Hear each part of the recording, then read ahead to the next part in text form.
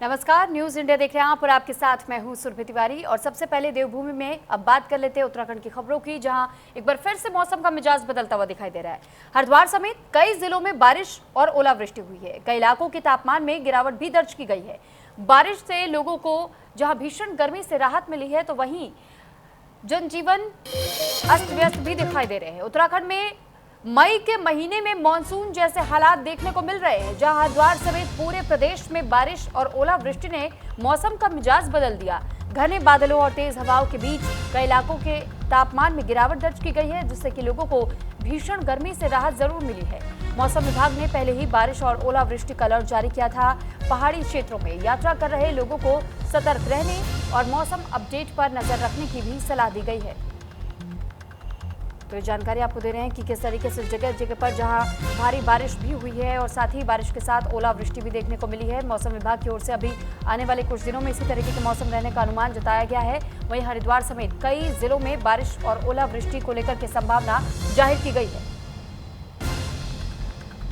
तो ये बड़ी खबर इस वक्त आपको हरिद्वार से जुड़ी हुई बता रहे हैं, जहां पर एक बार फिर से मौसम का मिजाज बदल चुका है। और मौसम के मिजाज बदलने के साथ ही जहां लोगों को गर्मी से राहत मिली है, तो वहीं दूसरी ओर हम ये भी देख रहे हैं कि भारी बारिश और ओलावृष्टि को लेकर भी अलर्ट जारी किया गया है मौसम विभाग की ओर से। मौसम विभाग का ये कहना है कि अभी आने वाले कुछ दिन और इसी तरीके से लोगों को बदलते हुए मौसम का सामना करना पड़ेगा। हालांकि लोगों को गर्मी से राहत मिली है, लेकिन ओलावृष्टि के कारण थोड़ी सी परेशानी भी जरूर लोगों को यहाँ उठानी पड़ी है।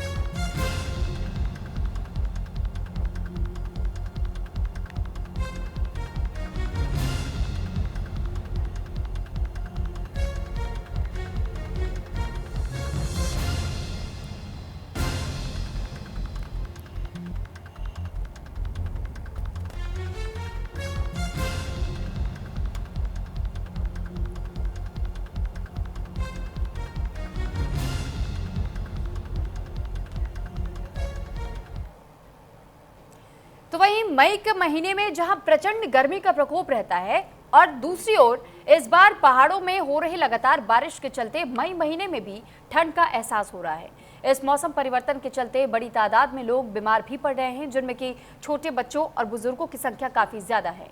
बता दें कि लोहाघाट उप जिला अस्पताल में मरीजों की भारी भीड़ देखने को मिल रही है, जिसको लेकर चिकित्सा अधीक्षक डॉक्टर विराज राठी ने बताया कि लोहाघाट क्षेत्र में लगातार हो रही बारिश के चलते ठंड काफी पड़ रही है, जिस कारण लोग काफी संख्या में सर्दी, जुकाम, बुखार और उल्टी दस्त से पीड़ित है। उन्होंने बताया कि अस्पताल में आने वाले मरीजों का विशेषज्ञ डॉक्टरों की ओर से इलाज किया जा रहा है, और उन्होंने बीमार होने से बचने के लिए लोगों से एहतियात बरतने की भी अपील की है।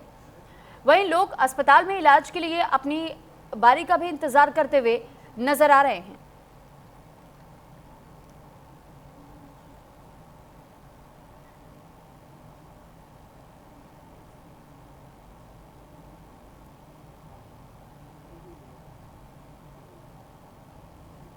जो बच्चे हैं वो सर्दी जुकाम के साथ आ रहे हैं बारिश के बाद से, और जो थोड़े ओल्ड एज हैं, जो 50-60 साल से ज़्यादा ऊपर के हैं, वो सांस की प्रॉब्लम लेके यहाँ पे आ रहे हैं। उसके अलावा आंखों में, दोनों में वायरल कंजक्टिवाइटिस के बहुत ज़्यादा पेशेंट हो रहे हैं, दोनों की, जिनकी आंखें पूरी तरीके से लाल हो रखी है।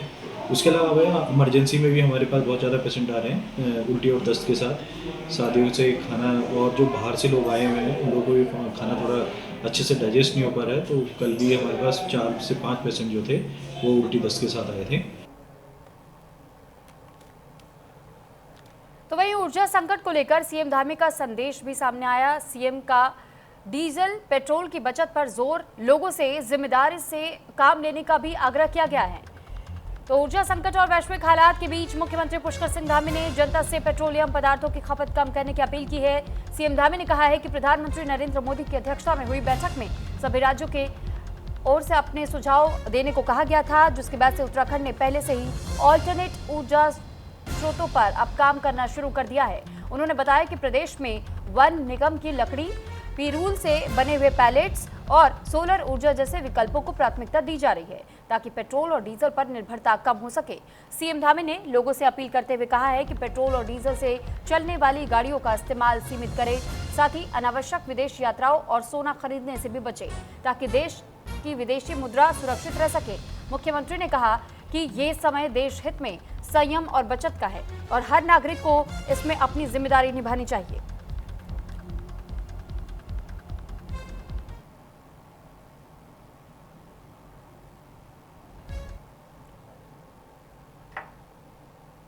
संकट आया था उस समय माननीय प्रधानमंत्री जी की अध्यक्षता में सभी देश के सभी मुख्यमंत्रियों के साथ उनकी बैठक हुई थी और सभी ने अपने अपने ऑप्शन भी दिए थे। तो हमारे यहाँ पर पहले से ही चूँकि अन्य ऑप्शन जो पेट्रोलियम के पदार्थों के अतिरिक्त, गैस के अतिरिक्त हो सकते हैं, उन सभी पर हम लोगों ने उनको ऑप्शन के रूप में पहले ही लिया था। जैसे यहाँ पर हमारे पास वन निगम की बहुत सारी लकड़ी है, यहाँ पर हमारे पिरूल के बनाए हुए पैलेट्स हैं, अन्य जो हमारी सोलर है, उन सब पर हम जाएंगे। और जो प्रधानमंत्री जी ने अपील की है तो मैं भी कहना चाहता हूँ कि अपने जो हमारे पेट्रोलियम से चलने वाली गाड़ियाँ हैं, डीजल से चलने वाली गाड़ियाँ हैं, उनको हम लोग सीमित मात्रा में कर दें। उनके जो विदेश यात्राएं हैं वो यात्राएं भी उन्होंने कहा है कि न करें और सोना भी न खरीदें, क्योंकि 1 साल तक बचें, जिससे कि विदेशी मुद्रा भी हमारी जो है वो रहे। तो हरिद्वार जिला मुख्यालय पर जन अधिकार पार्टी के सैकड़ों कार्यकर्ताओं ने बीजेपी सरकार के खिलाफ जोरदार प्रदर्शन किया। रैली निकाल करके कार्यकर्ताओं ने प्रदेश में बिगड़ती कानून व्यवस्था, बढ़ते महिला अपराध, गैंगरेप की घटनाओं और अवैध खनन को लेकर के सरकार को घेरा है। पार्टी के राष्ट्रीय अध्यक्ष आजाद अली ने आरोप लगाया कि बीजेपी सरकार महिला सुरक्षा के दावे करती है, लेकिन महिला अपराधों में बीजेपी से जुड़े लोगों के नाम सामने आ रहे हैं। उन्होंने पुलिस प्रशासन पर भी पक्षपातपूर्ण कार्रवाई के आरोप लगाए। जन अधिकार पार्टी ने जिलाधिकारी के जरिए मुख्यमंत्री और राज्यपाल को ज्ञापन भेजते हुए चेतावनी दी कि अगर जल्द कार्रवाई नहीं हुई तो बड़ा धरना प्रदर्शन किया जाएगा।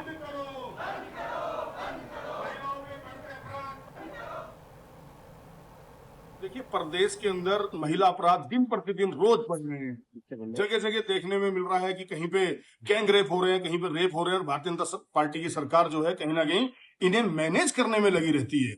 और जिस तरीके से अभी देखने में मिला है, चंपावत में मिला है, कल हरिद्वार का भी एक बच्चे की जान चली गई, ऐसे तमाम ऐसे बहुत सारे प्रकरण है जो महिलाओं पे अपराध बढ़ रहे हैं। और कहीं ना कहीं भारतीय जनता पार्टी से जुड़े, उनसे जुड़े लोग उसमें सम्मिलित हैं।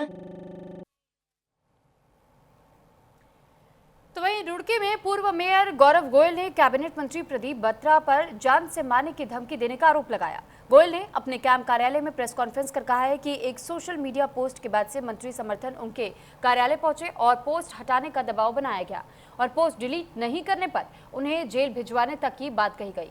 गौरव गोयल ने पुलिस से निष्पक्ष कार्रवाई की मांग की है। फिलहाल मंत्री प्रदीप बत्रा की ओर से इस मामले में कोई आधिकारिक बयान सामने नहीं आया है, लेकिन आरोपों के बाद रुड़की की सियासत अब गर्मा चुकी है।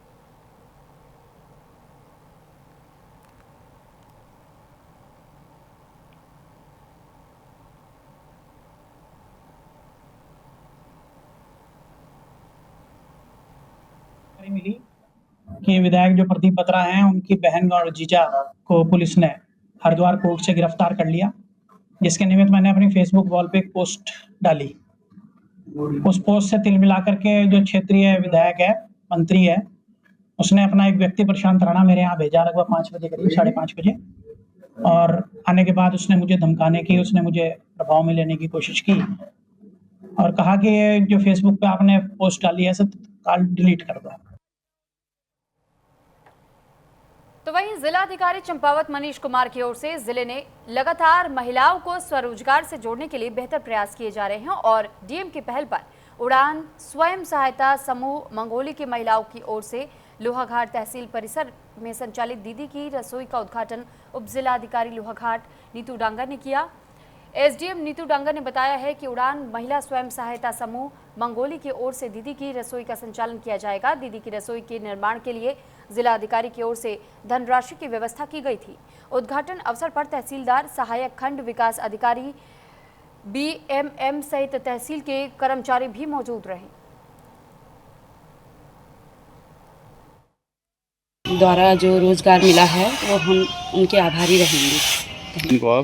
सर अभी तो शुरुआती है, आप सहयोग करेंगे तो हिम्मत हमारी रहेगी, सहयोग इनका रहेगा, तो अब आगे को हम देख के ही करेंगे। जो डिमांड मिलेगी हम सब कुछ बना लेंगे। फिलहाल तो अभी चाय, समोसा, पकौड़ी और क्या कहते हैं, डिमांड आने पर दाल, चावल, रोटी, राजमा, छोले, ये सब चीज़ हम बनाएंगे और जैसा यहाँ के कर्मचारी लोग हमें ऑर्डर देंगे हम वैसा सब कुछ बनाएंगे।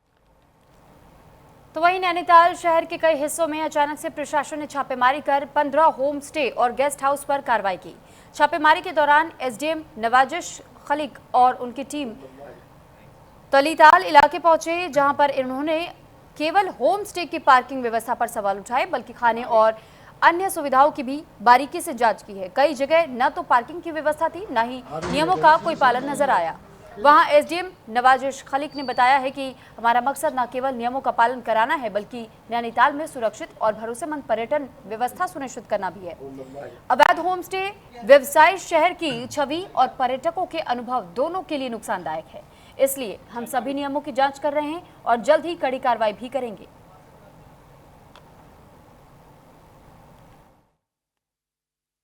पूरे परगने में इस समय जो गेस्ट हाउसेज हैं और होम स्टेज हैं उनके सत्यापन अभियान चलाया जा रहा है। अलग अलग टीमें अलग अलग लोकेशंस पर इस समय काम कर रही हैं, क्योंकि आप इस समय जानते हैं कि पर्यटक सीज़न जो है इस समय पीक पर है और इस बार ये शिकायतें ज़्यादातर आती हैं इस समय कि अवैध रूप से होम स्टे और संचालित किए जा रहे हैं। तो जितने होम स्टे को लाइसेंस दिया गया है उनका सत्यापन किया जा रहा है कि उनके द्वारा वहाँ पर पार्किंग की सुविधा है या नहीं है, किचन वहीं पर है या नहीं है, ओनर कहीं बाहर तो नहीं रहते हैं। मतलब बेसिक जो होम स्टेज की कंडीशन होती है नियमावली के अनुसार उनका वायलेशन तो नहीं किया जा रहा है। तो पौड़ी गढ़वाल के राजकीय व्यावसायिक महाविद्यालय पैठाणी का पहला एनुअल फंक्शन सांस्कृतिक रंगारंग कार्यक्रमों के साथ में धूमधाम से संपन्न हुआ। कार्यक्रम का शुभारंभ प्रदेश के उच्च शिक्षा मंत्री धन सिंह रावत ने दीप प्रज्वलित कर किया। इस दौरान छात्र और छात्राओं ने सरस्वती वंदना, स्वागत गीत, गढ़वाली लोकगीत और पारंपरिक वाद्य यंत्रों पर आकर्षक प्रस्तुतियां देकर के सभी का मन मोह लिया। इस अवसर पर महाविद्यालय की प्रथम वार्षिक पत्रिका बनास का विमोचन भी किया गया और केमिस्ट्री की पुस्तक का भी लोकार्पण किया गया। मंत्री ने परिसर में निर्मित शौर्य दीवार और पेयजल टैंक का उद्घाटन भी किया। साथ ही मेधावी छात्र और छात्राओं के साथ छात्र परिषद सदस्यों और सहयोगियों को भी सम्मानित किया गया। कार्यक्रम में जनप्रतिनिधि, अधिकारी, शिक्षक और बड़ी संख्या में छात्र छात्राएं मौजूद रहे।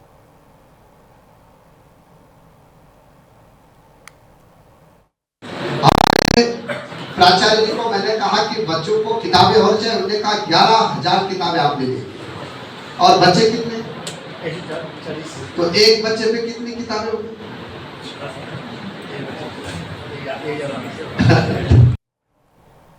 तो वहीं कुमाऊं कमिश्नर दीपक रावत ने नैनीताल में तहसील का औचक निरीक्षण किया, जहां निरीक्षण से कार्यालय में हड़कंप मच गया।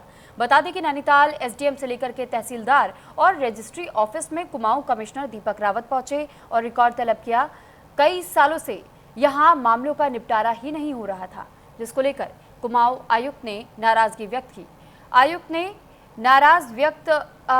नाराजगी व्यक्त करते हुए निर्देश दिए हैं कि लापरवाही बरतने वाले कर्मचारियों को कारण बताओ नोटिस जारी किया जाएगा और आवश्यकता अनुसार कार्रवाई भी की जाएगी।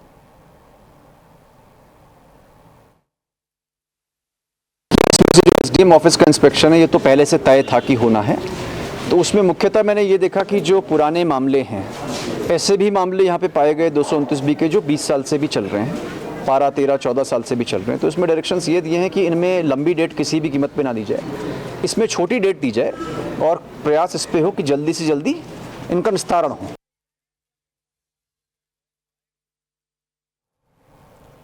चंपावत में डीएम मनीष कुमार अपनी विशिष्ट कार्य प्रणाली के चलते जनता के बीच काफी लोकप्रिय हो चुके हैं, जहां जिले में जनता मिलन कार्यक्रम का आयोजन किया गया, जिसमें एक महिला ने अपने पति की मानसिक स्थिति के इलाज के लिए आर्थिक सहायता की अपील की थी, जिसके बाद जिलाधिकारी मनीष कुमार संवेदनशीलता दिखाते हुए खुद उनके आवास पहुंचे और परिवार से मुलाकात की। साथ ही उनके पति के स्वास्थ्य स्थिति की जानकारी भी ली और मौके पर ही जिला समाज कल्याण अधिकारी को बुलाकर आवश्यक आर्थिक और शासकीय सहायता उपलब्ध कराने के लिए तुरंत कार्रवाई के निर्देश जारी किए।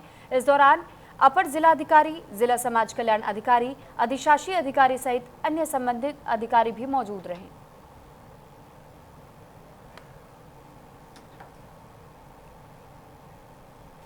तो काशीपुर और आसपास के क्षेत्रों में चल रहे निजी स्कूलों की ओर से फीस और किताबों के नाम पर की जा रही मनमानी को लेकर के शिक्षा विभाग ने अब सख्त रुख अपनाना शुरू कर दिया है। माध्यमिक शिक्षा निदेशक मुकुल कुमार सती ने साफ तौर पर कहा है कि सभी मुख्य शिक्षा अधिकारी और खंड शिक्षा अधिकारियों को इस मामले में कड़ी निगरानी रखने के निर्देश जारी कर दिए गए हैं। सरकारी नियमों के अनुसार कोई भी निजी स्कूल 3 साल में केवल एक बार ही फीस बढ़ा सकता है और इसके लिए अभिभावकों की सहमति लेनी जरूरी है। लेकिन कई स्कूल इन नियमों की अनदेखी कर रहे हैं। विभाग की इस सख्ती से उन स्कूलों में हड़कंप मच चुका है और जो कि अपनी मनमानी कर रहे थे, क्योंकि अब नियमों का पालन न करने वाले स्कूलों की मान्यता पर भी खतरा मंडराने वाला है और प्रशासन आने वाले दिनों में इन पर बड़ा एक्शन लेने की तैयारी कर रहा है। अभी 2 दिन पहले ही पूरे पत्र जारी किए हुए हैं। सारे हमारे खंड शिक्षा अधिकारी और उप शिक्षा अधिकारी, हमारे मुख्य शिक्षा अधिकारी इस काम में जो जुटे हुए हैं। देखिए, जहाँ तक बात है फीस की बात है, जियो भी उसका स्पष्ट कहता है कि फीस भी 3 साल में एक बार बढ़ाएंगे, वो भी उसके अनुसार जो बाजार में मूल्य सूचकांक जितना बढ़ जाता है उससे क्रम में आप उसकी फीस जो है बढ़ाएंगे, लेकिन अभिभावकों की सहमति से। तो वही समय लिख के दिया हुआ। दूसरी बात, जिस समय CBSE या ICSE से जो एप्लीकेशन लेता है उस एप्लीकेशन पर हम लोग गवर्नमेंट एक जो है अपना एक NOC जारी करती है। तो वही रुद्रपुर जिला मुख्यालय के दिनेशपुर में परिवहन विभाग ने स्कूल वाहनों के खिलाफ बड़ा चेकिंग अभियान चलाया, जहां विभाग ने अभियान चलाकर कई बसों पर कार्रवाई की और बसों के दस्तावेज, फिटनेस परमिट, फायर एक्सटिंग्विशर और अन्य सुरक्षा मानकों की जांच की गई। चेकिंग अभियान के दौरान कई स्कूल बसों में अनियमितताएं पाए जाने पर परिवहन विभाग ने सख्त कार्रवाई करते हुए कुछ बसों का चालान किया, जबकि कई वाहनों को सीज भी कर दिया गया। अचानक हुई इस कार्रवाई से वाहन चालकों और स्कूल प्रबंधन में हड़कंप मच गया है।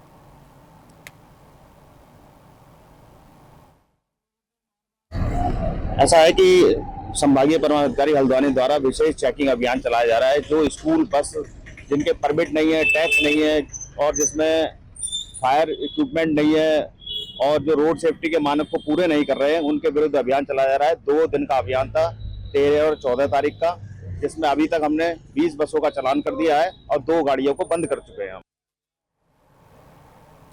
तो वहीं उधम सिंह नगर जनपद मुख्यालय रुद्रपुर स्थित उप संभागीय परिवहन कार्यालय की ओर से फैंसी नंबरों की नीलामी का आयोजन किया गया। इस नीलामी में इस बार विभाग को 15,21,000 का राजस्व प्राप्त हुआ है। बता दें कि आयोजित नीलामी में सबसे महंगी बोली 0100 नंबर की लगी है और जिसे 2,95,000 रुपए में नंबर को नीलाम किया गया। बता दें कि विभाग ने कुल 38 नंबरों में से 25 नंबरों पर बोली लगाई और बाकी बचे हुए नंबरों के लिए 16 मई से दोबारा नीलामी प्रक्रिया शुरू की जाएगी।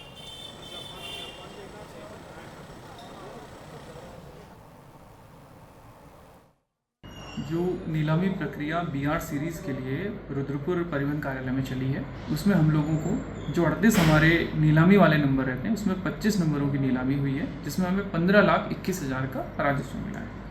सर्वाधिक राजस्व हमें 0100 मतलब 100 नंबर से मिला है, इसमें हमें 2,95,000 रुपये मिले हैं और इसके बाद हमें 0007, 8888 और 0001 से लगभग 2 लाख के आसपास का प्रति नंबर राजस्व मिला है।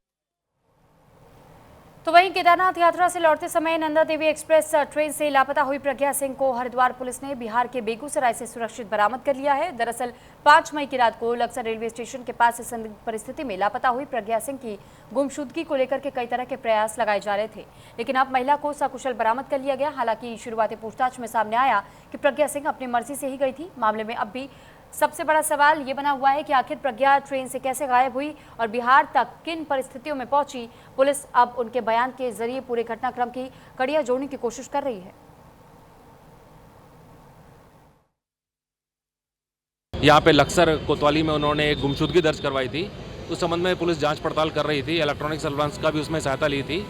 तो कल ये बेगूसराय में वो मिल गई हैं, सकुशल मिल गई हैं महिला, और अब उनके जो बयान होंगे उस संबंध वो बयान लेने के बाद उनकी आगे विस्तृत कार्रवाई की जाएगी। परिस्थिति में मिली है सर, मुझे जैसे बताया जा रहा है बिल्कुल सकुशल हैं। कल वो मिल गई हैं, उसके पहले उनकी मदर से फ़ोन पे बात भी हो गई थी और जैसे वो यहाँ पे आएंगी और जो वो बयान देंगी उस हिसाब से आगे कार्रवाई की। तो देहरादून रोड पर एक होटल के बाहर जमीन के सौदे के पैसे के लेन देन को लेकर के 2 व्यापारियों के बीच जमकर के विवाद हो गया। मामला इतना बढ़ा कि हाथापाई तक की नौबत आ गई और एक पक्ष के युवक के कपड़े तक फाड़ दिए गए। जानकारी के अनुसार एक पक्ष ने रकम अदा करने के बावजूद संपत्ति न मिलने का आरोप लगाते हुए दूसरे पक्ष से बातचीत करने पहुंचा था और इसी दौरान दोनों में बहस शुरू हो गई और मारपीट हो गई। दोनों पक्षों ने एक दूसरे के खिलाफ कोतवाली में तहरीर दी है। पीड़ित पक्ष पहले शिकायत लेकर के पहुंचा, जिसके बाद दूसरा पक्ष भी पीछे पीछे आ गया और दोनों ने मेडिकल कराकर के पुलिस को लिखित शिकायत सौंप दी है। पुलिस ने यह कहा है कि मामले की जांच की जा रही है और तथ्यों के आधार पर अब आगे कार्रवाई की जाएगी। मैं बताता हूँ, आज मुझे 10 बजे बुलाया गया, मेरे साथ मार पिटाई करी इस लड़के ने, मेरे कपड़े फटे हैं, मेरे भाई की हड्डी टूटी हुई है, मेरे बेटे की हड्डी तोड़ दी है उसने, और उसने मेरे कपड़े फाड़े हैं। वहां पर विनय उनियाल भी था जो ऋषिकेश का बनता है, लेकिन ये सारे लोग पूरा शहर जानता है कि दिनेश कोठारी किसके हाथ का आदमी है। रखा है, मेरी रिपोर्ट अब तक नहीं देखी गई दिन तक। आज मैं आया हूँ यहाँ पर। कुछ नहीं, मैंने इनको जून में 50 लाख रुपए दस्ती दिए थे, जिसमें से इन्होंने 20 लाख रुपए मुझे एक वापस दे दिए थे। 15-15 लाख रुपए की 2 एंट्रियां दी थी, उसमें से इन्होंने 11.5 वापस दे दिए थे। 18.5 लाख रुपए बैलेंस थे। उसी बारे में चर्चा चल रही थी। आज सुबह 10 बजे का टाइम था। ये अपने साथ 5-6 बाउंसर लेके और कुछ लोगों को लेके आए। मुझे पता नहीं था, नॉर्मल बात हुई, बस फिर इनकी से आपस में हॉट टॉक हो गई, तो ये गंदी गंदी गालियां देने लगे। उसके बाद ये वापस चले गए और फिर थोड़ी देर बाद, करीब 10 से 15 मिनट बाद, ये और 6-7 लोगों को लेके आ गए। इनके हमने नाम लिखवाए हैं और थाने में दे दी है हमने रिपोर्ट लिख के। तो वहीं दूसरी ओर हरिद्वार से गंगा स्नान कर वापस लौट रहे श्रद्धालुओं की कार को तेज रफ्तार ट्रक ने टक्कर मार दी। हादसे में 3 पुरुष और 2 महिलाएं समेत 5 लोग घायल हो गए। टक्कर इतनी जोरदार थी कि मौके पर चीख पुकार मच गई और आसपास मौजूद लोग तुरंत ही मदद के लिए दौड़ पड़े। वहीं हादसे के बाद ट्रक चालक वाहन छोड़कर के मौके से फरार हो गया। घटना की सूचना पुलिस को दी गई। सूचना मिलते ही स्थानीय पुलिस मौके पर पहुंची और कार में फंसे हुए घायलों को बाहर निकालने के लिए रेस्क्यू अभियान शुरू किया गया। काफी मशक्कत के बाद सभी घायलों को सुरक्षित बाहर निकाल लिया गया। इसके बाद घायलों को इलाज के लिए जिला अस्पताल भेजा गया, जिसके बाद से पुलिस ने ट्रक को कब्जे में लेकर आरोपी चालक की तलाश शुरू कर दी है। वहीं पुलिस अधिकारियों के अनुसार सभी घायलों की हालत फिलहाल खतरे से बाहर बताई जा रही है।